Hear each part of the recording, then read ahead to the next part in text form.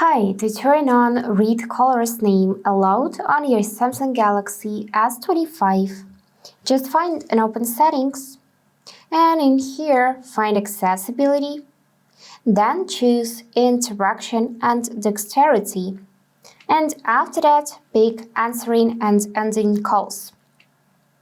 And now in this setting you'll find Read Caller Names Aloud. If you can see that the switcher is gray, then this feature is simply disabled, and to enable, just tap it like that, so it will light up green. Now you can select the tab itself and choose to read caller names aloud over Bluetooth and headphones only or always.